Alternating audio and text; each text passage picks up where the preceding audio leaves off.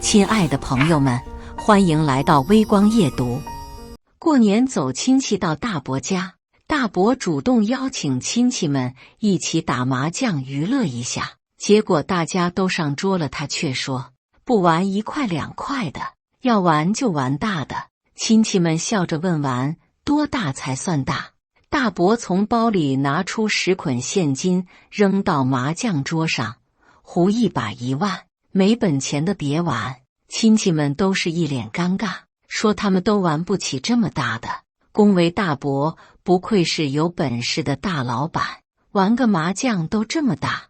大伯得意洋洋地享受着大家恭维的目光，教训众人要努力上进，不然一辈子受穷，连1万1把的麻将都玩不起。这时我缓缓走到麻将桌前，大伯，我陪你玩。接下来开始我们本期故事，记得点击订阅并开启小铃铛。你见我上桌，亲戚们都愣住了。大伯愕然了一下，立刻阴阳怪气地笑了起来。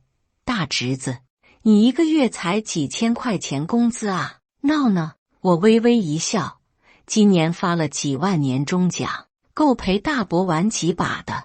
我们都能看得出来，大伯玩的不是麻将，而是要显摆他有钱。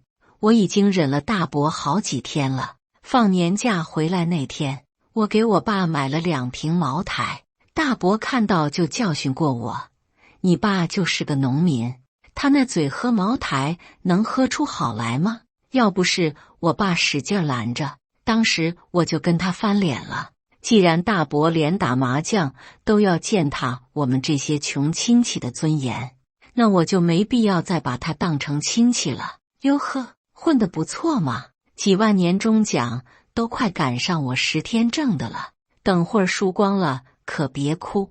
大伯脸上挂着明显的不屑，冷嘲热讽的又说了一句。我冷冷地看着他，为自己有这种亲戚感到恶心。每年都是这样，大家本来都开开心心的过个年，可大伯仗着自己开了个小公司，整日摆出一副高高在上的样子，遇到谁都要教训2句，在外人面前吹吹也就算了，在我们这些亲戚面前秀优越是什么心态？今天我不惯着他了，放心，我输得起，就怕大伯你输了不认账。面对大伯的冷嘲热讽，我也没客气，激将他道：呵呵，10万8万的我还不放在眼里，你当我跟你一样啊？一年到头就靠那几万年终奖过日子，听你爸说要凑首付买房子结婚，到时候输光首付女朋友跑了可别赖我。大伯见我居然敢不尊重他，顿时冷笑了笑道，他这句话一出口，其他的亲戚都不由得皱了下眉头。那有长辈对自己亲侄子说这种话的，我懒得再跟大伯玩嘴上的功夫，当下对在场的亲戚道，有愿意帮我们凑个局的吗？打麻将要4个人，只有我和大伯2个人，可玩不起来。然而亲戚们见我和大伯已经较上了劲，都怕溅一身血，纷纷摇头表示玩不起那么大的。大伯撇嘴翻白眼，胆小鬼，连1万1把的麻将都不敢玩，能干啥大事？对于他这副讨人嫌的嘴脸，亲戚们都是敢怒不敢言。我将众人的表情收入眼底，也没多说什么，而是眼睛微微一眯，对大伯说道：麻将玩不成，要不咱们玩个刺激的？大伯耷拉着眼皮，轻哼了一声道：玩什么刺激的？炸金花、德州、牌九、骰子，随便你选。我等的就是他这句话，于是当下顺水推舟地说：那就玩骰子吧，比大小，谁大谁赢，又快又刺激。大伯嘴角立马勾起一抹得意的笑容。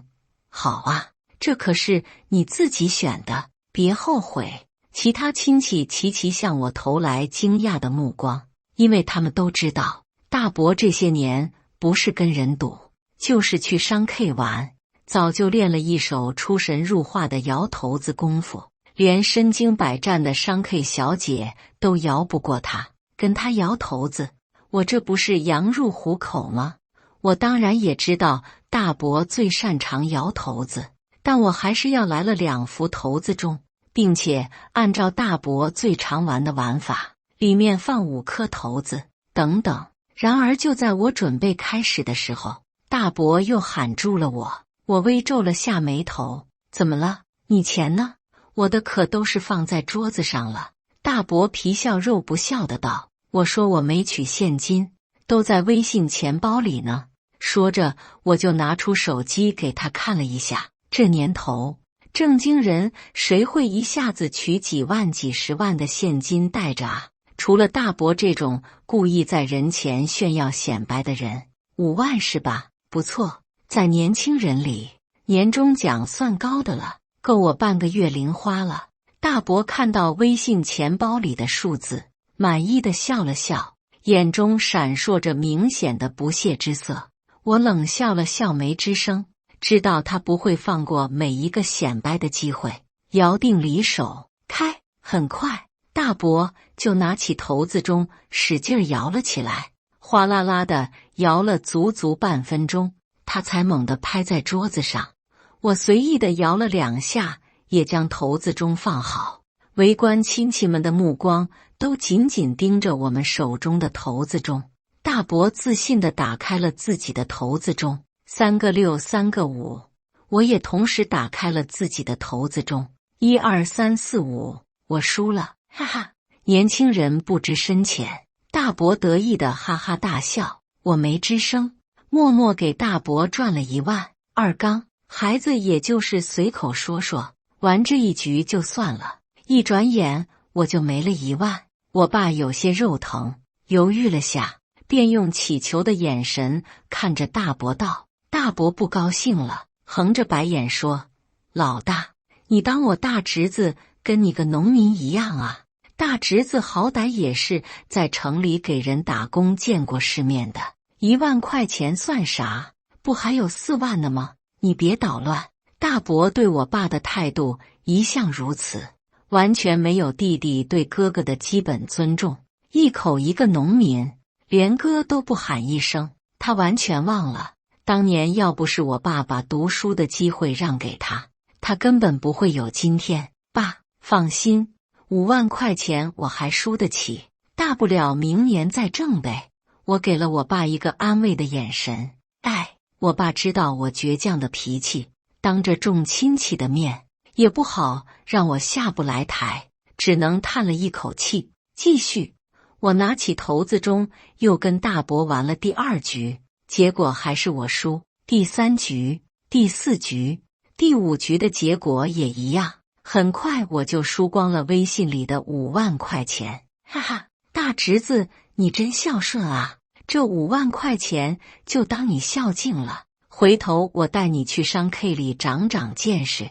大伯这会儿别提多得意了，大笑着就要收钱走人。等等，而这时我却喊住了他，怎么还想玩？我点了点头。大伯眉头一挑，你都没钱了还玩什么？咱们虽说是娱乐，可也不兴借钱玩的。我笑笑说，用不着借钱，我卡里还有30万呢。混账，那可是给你准备买房子结婚的首付款，不能动。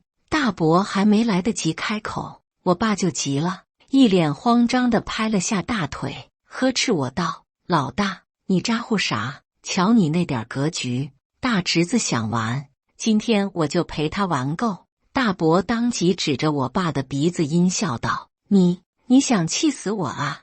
我跟你妈辛苦了一辈子才给你攒够首付，你要一下子全部输光了，以后可咋办？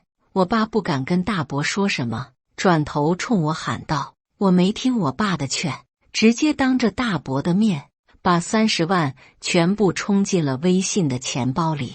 大侄子，1万1把太麻烦了，我看不如咱们再玩大点。看到我又有了30万，大伯笑的眼睛眯成了一条缝，眼珠子一转，当下又说道：我平静地问：“你想玩多大的？”大伯伸出2根食指，在我面前比划了一下，10万1局怎么样？咱们3局定输赢。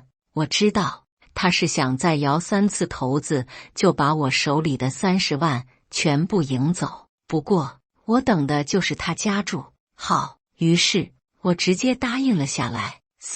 见我和大伯竟然加注到了1局10万，亲戚们都倒抽了口冷气，纷纷说我们玩太大了，都是亲戚，没必要这样。我爸更是直接慌了，冲过来给我后脑勺一巴掌：“王八羔子，你疯了？真要把我们一家人的家底输光才罢休吗？你大伯天天玩，谁不知道他是电影里的赌神啊？你一个毛头小子，跟你大伯较什么劲儿？”我听得出来，我爸表面是在骂我，其实是想让我知难而退，跟大伯服个软。毕竟30万在大伯眼里可能不算什么，可那是我们的家底，我输不起的。老大，你烦不烦？都说了我大侄子跟你格局不一样，30万而已，他还年轻，以后有的是机会挣。大伯不耐烦地瞥了我爸一眼，明里在夸我，实则是怕我退缩不继续玩。对啊，大哥，大过年的，你就让大侄子好好玩玩吧，你再捣乱可就坏规矩了。这时大娘也跟着不高兴走了过来，埋怨着我爸的不是。大伯，不用管我爸，咱们继续。我眼中闪过一抹冷意，但我什么都没说，招呼着大伯赶紧摇骰子钟。很快大伯又得意地摇好了骰子钟，我也同时摇好离手。可惜了，差一点豹子。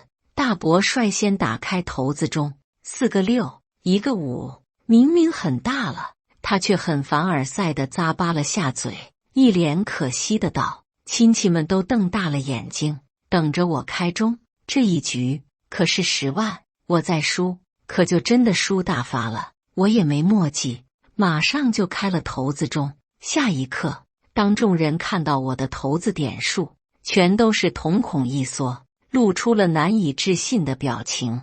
5个6的豹子，我赢了。这一局我不但把刚才输的5万全都赢了回来，还多了5万。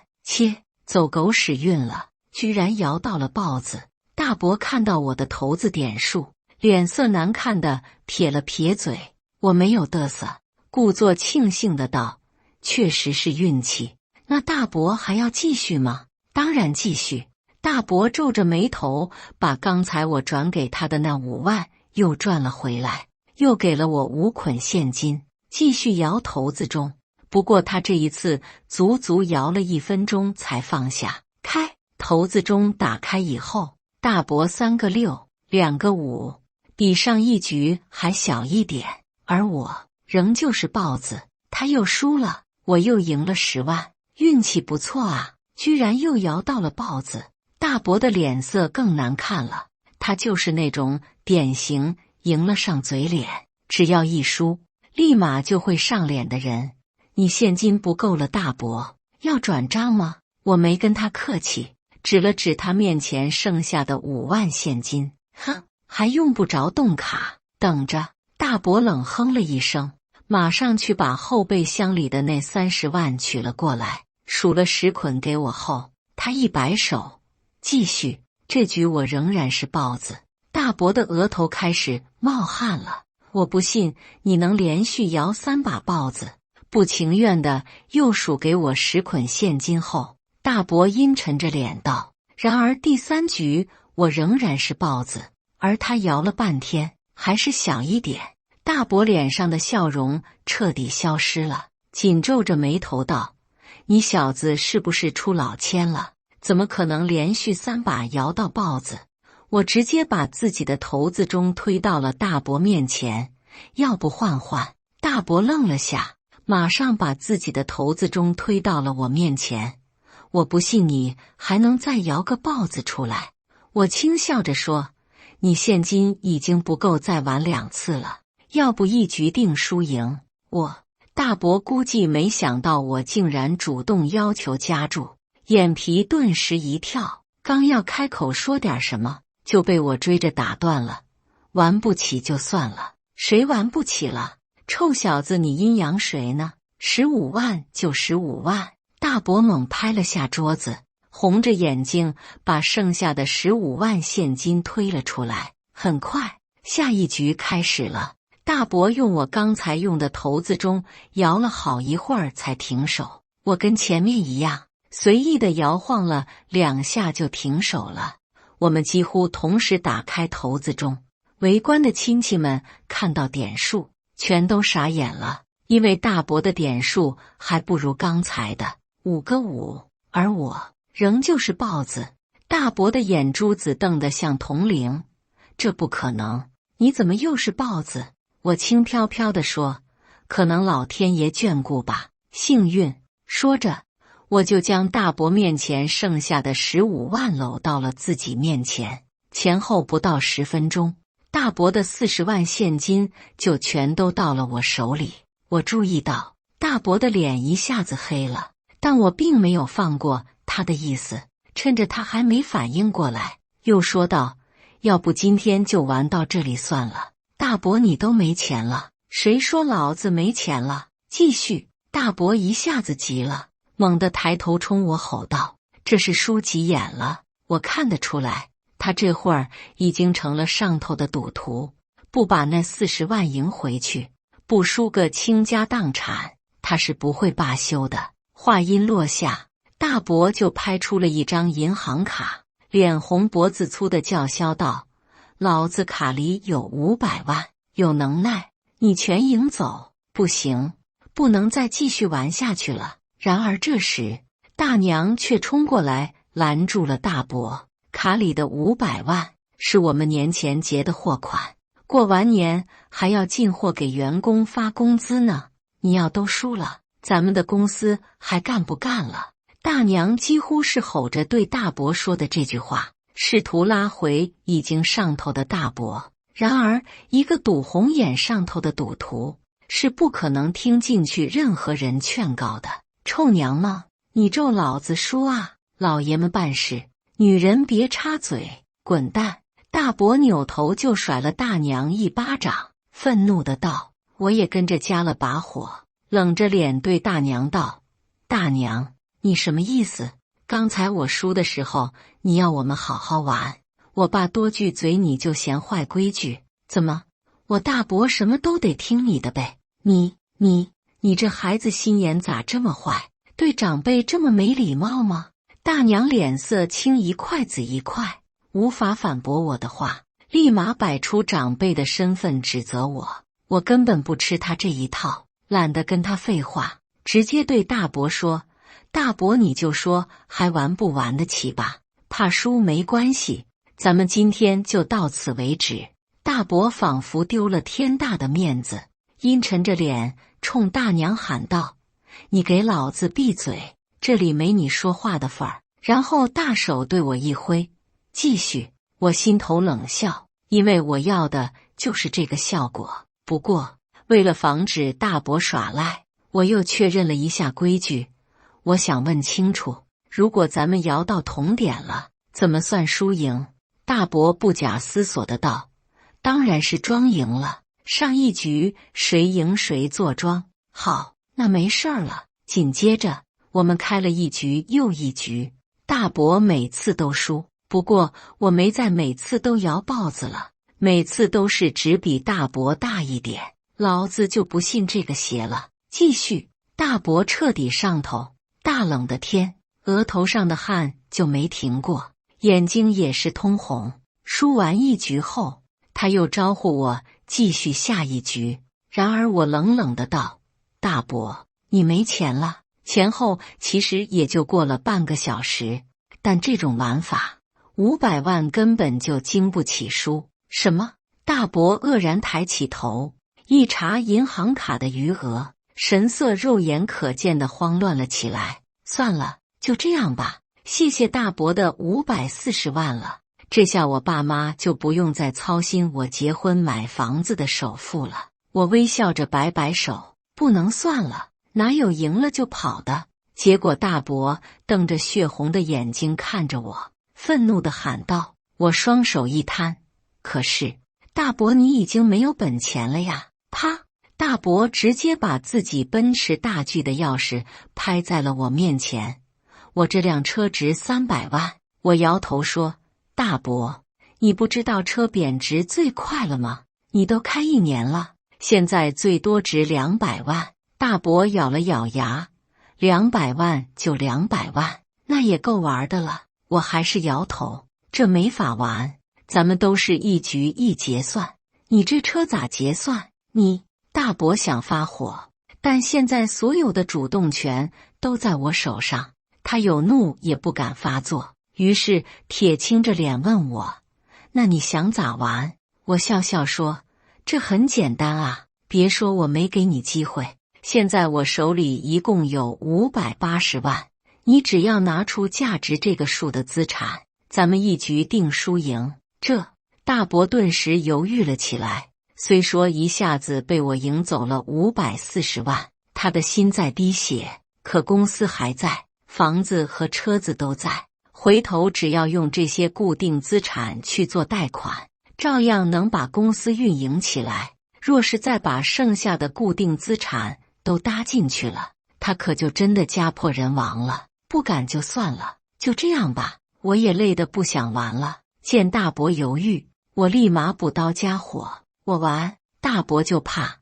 我不玩，当即咬了咬牙，转头去把大娘的包夺了过来，掏出房本一并拍在了桌子上。我咂巴了下嘴，大伯，你这套房市价也就100多万，算你200万，但还是不够啊，你疯了！要是房子输了，咱们以后日子还过不过了？见大伯已经红了眼，大娘也急了，想要终止这场已经变了味儿的赌局。二刚，算了吧，大家都是亲戚，没必要赌家产。亲戚们也都好心的劝大伯，你们装什么好人？老子都输500多万了，不继续，我那500多万岂不是白白搭进去了？然而大伯根本不领情，冲着亲戚们龇牙咧嘴，我这块绿水鬼的表也值几十万。说着，大伯把自己的手表也摘下来扔到了桌子上，但距离我手上的资金还是不够。儿子，差不多就行了，你还真要让你大伯押上所有的东西凑够580万啊？他可是你亲大伯。眼看着大伯还要继续找东西压住，我爸有些看不下去了，凑到我身边拉了拉我。我目光坚定地摇了摇头，对大伯说，赌桌上无父子，是吧大伯？我爸心软，可我不会心软，因为在大伯一口一个喊我爸农民，不把他当哥哥的时候，我就已经不当他是大伯了。再说了，我早就看不惯他那在亲戚面前高高在上，逮谁就教训谁的嘴脸了。不错，赌场上没有亲戚，咱们必须赌完最后一局。听我那么一说，大伯当即表示赞成我的说法，把你的手镯还有金首饰都拿过来。大伯摘了手表，又摘了自己脖子上戴的金链子，他的金链子跟狗链子一样粗，按照现在的金价，加上这条金链子，所有资产就已经超过了600万。但大伯没有停下加注的意思，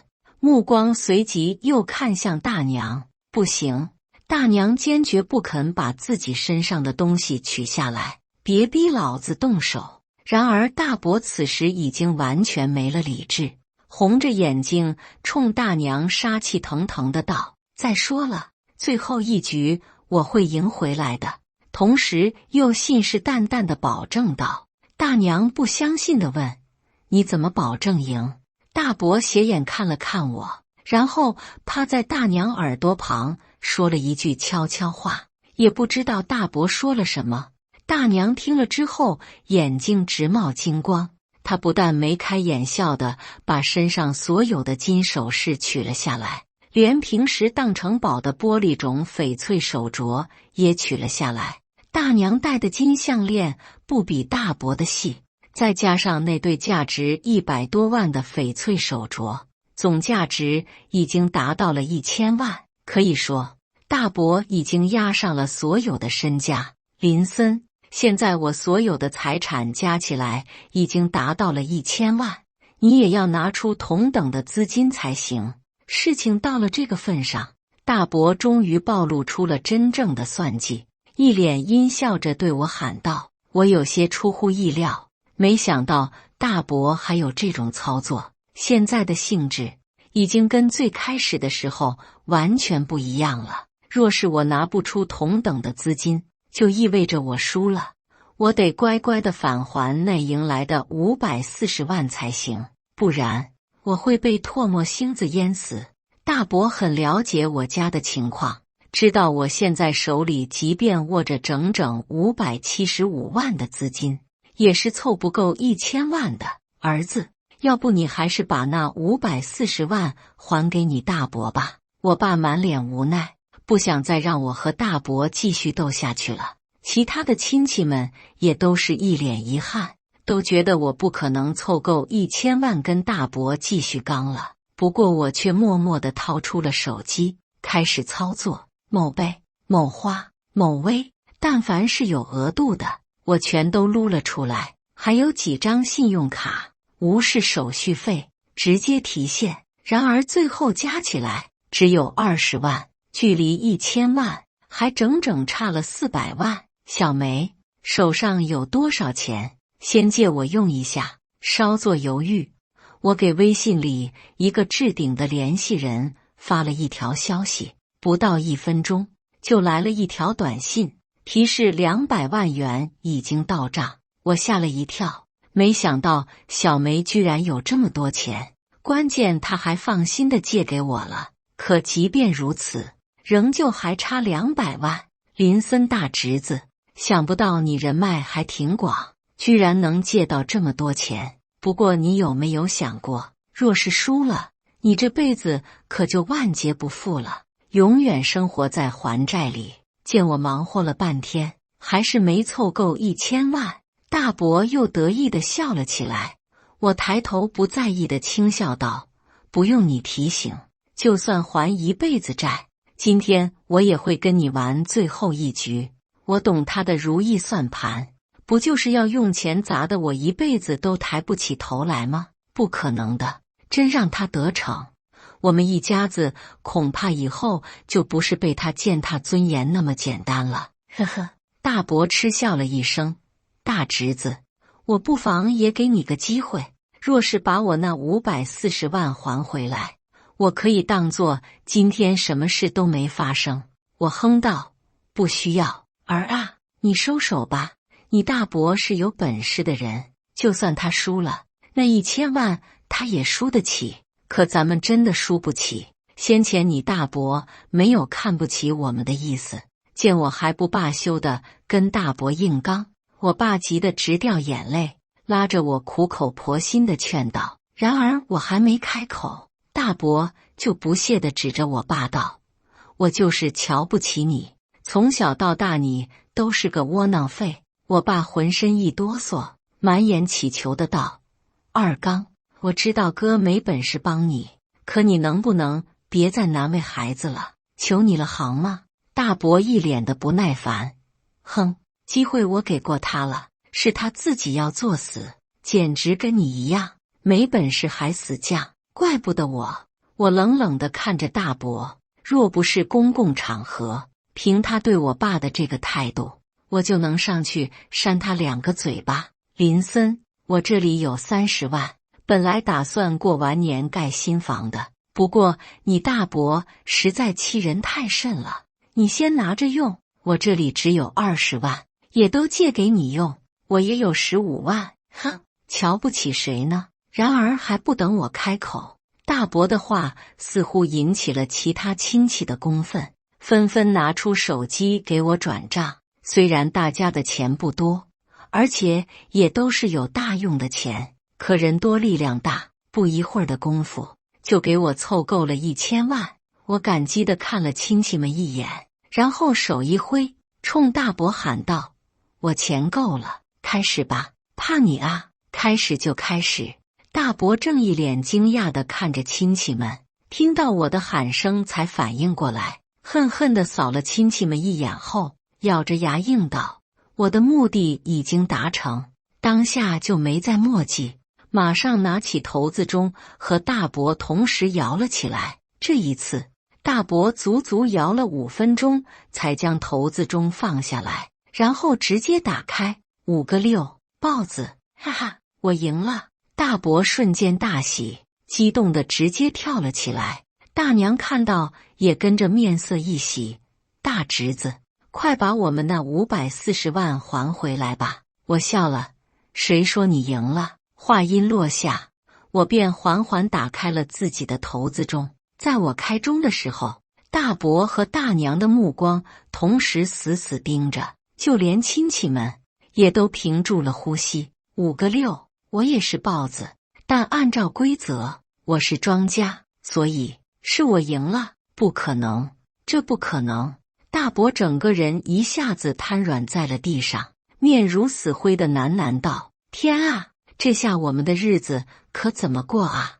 大娘更是蹲在地上哭天抢地的撒起了泼。然而这时，大伯忽然从地上爬起来，冲我愤怒地喊道：“不对，你肯定出老千了！”我笑着说：“大伯，你说话可是要负责的，大家都在看着，你也看着，我怎么出老千了？你一个打工仔，怎么可能摇出那么多豹子？除非你出老千，要不就是骰子有问题。”大伯瞪着充血的眼睛，有些歇斯底里的吼道。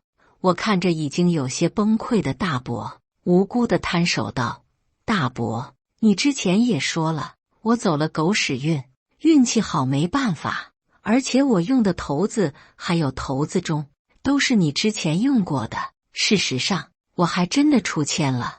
正如大伯说的那样，没有人会运气好到一直摇出豹子的，甚至就在半年前，我都还根本不会摇骰子，更不会赌。可就在半年前，老板带我去商 K 去谈一个项目，我无意中发现一个小姐姐摇骰子从来没输过，老板觉得丢了面子，在酒精的刺激下要对小姐姐动手动脚，小姐姐苦苦求饶老板都不肯罢休，我实在看不惯，就拼着丢掉工作替小姐姐解围，没让老板得逞。老板大怒之下直接炒了我的鱿鱼，然而我却因祸得福，得到了小姐姐的报答。她叫苏小梅，她告诉我她是千门的8将之一，不过已经金盆洗手了。我有些好奇，就多了解了一下，然后才知道小梅是个老千。一来二去的，我们就成了男女朋友的关系。找到新工作后，小梅见我应酬多，不想让我喝太多酒，就专门教了我一手摇骰子的功夫。跟真正的高手我肯定没法比，但对付大伯这种半吊子，我的功夫足够了。刚才跟大伯摇骰子的时候，一直在用手法控制着骰子的点数。大伯哑口无言地待在了原地，沉默了好一会儿，他仿佛做出了一个重大决定似的，忽然换上一副笑脸对我谄媚道：“大侄子，是我错怪你了，咱们是亲戚，而且是有血缘关系的亲叔侄，刚才的赌局就当娱乐了，把钱和东西都还给叔吧。”对对，林森啊，说到底，咱们其实就是一家人，刚才的事就是娱乐一下嘛，当不得真。你忘了，你读大学的时候，你叔还借过你学费呢，做人可不能忘本呀。正在撒泼的大娘听到大伯的话，也是眼前一亮，连忙爬起来，喊着我的名字，笑眯眯地说道：“呵呵。”我顿时冷笑了起来。要不说大伯脸皮厚呢，他这会儿想起来我们是亲戚了。以前践踏我们尊严的时候呢，大娘不提借钱的事还好，一想起这事，我就浑身发抖。当年我刚考上大学的时候，正赶上我妈重病住院，花光了积蓄。为了让我顺利去读大学，我爸在他们家门口跪了一夜，才借到5000块钱。可那5000块钱还是有利息的，而且比高利贷还狠。借5000，还了他们1万。要不是后来我申请了助学贷款，我们一家子只怕到现在还要过着水深火热的生活。那个时候，他怎么不想着我们是亲戚？大伯，你之前也说了，赌桌上无父子，东西和钱是不可能还给你的。于是我直接拒绝了他们两口子的道德绑架。你怎么能这样？我说了，咱们就是娱乐，快把老子的钱转回来。大伯一下子变了脸，直接厚颜无耻地把桌上的车钥匙、房本都抢了回去。大娘更是无耻地将那些首饰搂在怀里，整个人压在上面嗷嗷叫唤。你们评评理，亲侄子算计亲叔叔的家产，他林森还有没有良心了？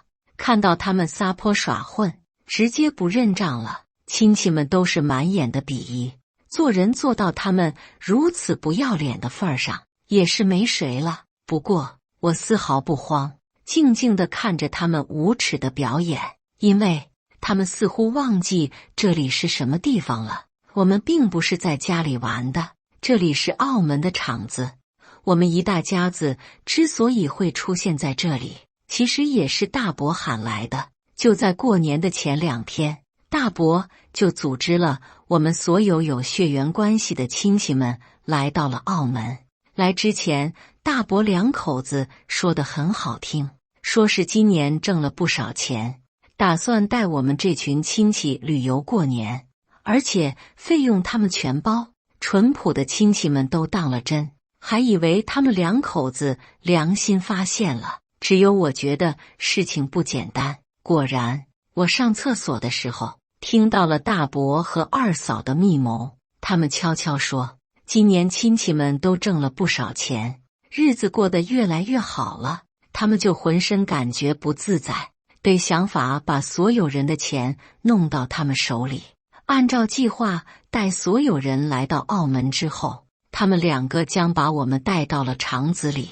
在澳门玩什么都是合法的。一开始，大伯是打算让亲戚们轮流上桌，赢光我们手里所有钱的。可他太心急，也嫌麻烦，一下子把赌注抬得太大，吓得大部分人都不敢陪他玩了。而我的出现，则是让他们搬起石头砸了自己的脚。可以说，大伯和大娘一开始就打算让我们这些亲戚全部都倾家荡产的。对于这种心思歹毒的人，我自然不会对他们心软。经理，他们赖账怎么办？我没理会大伯两口子耍混，直接喊来了厂子里的经理。要知道，在这里玩，厂子里的管理者们会替你解决一切麻烦。保安经理了解了下大概情况以后，也没墨迹，直接喊来了一群保安，其实都是打手，他们对付老赖有的是手段。一群保安直接从大伯大娘的手里强行夺回了我的战利品，然后又将2人扔出了场子。林森，你真是好样的，我们这么多年的恶气都被你出了。看着大伯两口狼狈不堪地被丢出去，亲戚们非但没有再替他们说情，反而都是一脸解恨地对我笑道，他们已经身无分文了，连回家的机票都买不了了，以后他们只能靠乞讨为生。对此我毫不意外，毕竟平时大伯践踏的不仅仅是我们一家的尊严，在场的所有亲戚都被他欺压过，更何况我也将大伯两口子的阴谋提前告诉了所有人，不然也不会没人陪大伯玩。我只想说，像大伯两口子这种有点钱就践踏亲戚们的尊严，甚至狠心地算计着让所有亲戚都倾家荡产的恶毒人，他们有如今的下场，完全是活该。把人扔出厂子以后，厂子的经理又主动帮我处理好了各种财产过户的事宜。不亏是合法专业的厂子，什么事都能处理。我先把那540万给大家分了，回头等房子、车子还有各种首饰卖掉以后再分一次。我没有吃独食，按照之前商量好的，我将所有从大伯手里搞过来的财产平均分配给了所有的亲戚。从此以后，我们就不会再被大伯两口子恶心到了。这就叫因果报应。感谢大家的观看，本期故事精彩吗？欢迎大家在下方评论区吐槽。如果你喜欢这类故事，记得点击订阅微光夜读，并分享给更多的人，这会对我帮助很大。再次感谢大家的观看。